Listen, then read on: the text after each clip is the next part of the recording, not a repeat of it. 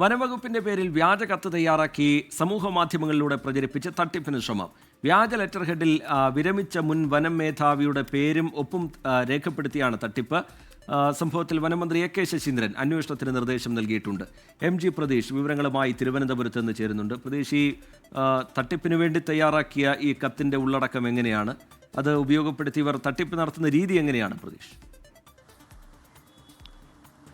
അർജിത്ത്, വനം വന്യജീവി വകുപ്പിന്റെ ലെറ്റർ ഹെഡിന് സമാനമായ ലെറ്റർ ഹെഡ് ഉപയോഗിച്ചാണ് തട്ടിപ്പിന് ശ്രമം നടത്തിയിട്ടുള്ളത്. ഈ മുൻ വനം മേധാവിമാരുടെ പേരും ഒപ്പും ഉപയോഗിച്ചാണ് ഈ തട്ടിപ്പ് നടത്തിയിരിക്കുന്നത്, അല്ലെങ്കിൽ തട്ടിപ്പിന് ശ്രമം നടന്നത് എന്നതാണ് വനം വകുപ്പ് മന്ത്രിയുടെ ഓഫീസ് അറിയിച്ചിരിക്കുന്നത്. ഈ ലെറ്റർ ഹെഡിൽ പ്രധാനമായും സൂചിപ്പിക്കുന്നത് എല്ലാ ജില്ലകളിലുള്ള ജോലി ഒഴിവുകളും ഹെഡ് ഓഫീസിലോ അല്ലെങ്കിൽ ജില്ലാ വനം മേധാവിയെയോ ക്ലർക്ക് സെക്ഷനുകൾ അറിയിക്കണമെന്നതാണ് ഈ വ്യാജ ലെറ്റർ ഹെഡിലെ ഉള്ളടക്കം. 7/8/2025 എന്ന തീയതി കാണിച്ചാണ് ഈ വ്യാജ കത്ത് തയ്യാറാക്കിയിട്ടുള്ളത്.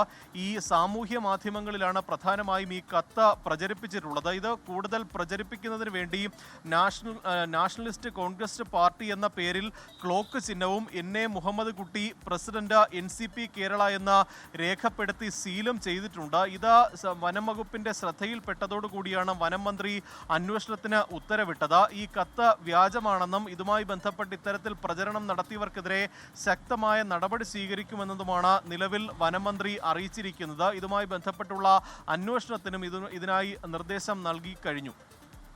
ശരി, വനമന്ത്രി എ.കെ. ശശീന്ദ്രൻ അന്വേഷണത്തിന് നിർദ്ദേശം നൽകിയിട്ടുണ്ട്. എം.ജി. പ്രതീഷ് തിരുവനന്തപുരത്ത് നിന്ന് വിശദാംശങ്ങൾ പങ്കുവയ്ക്കും.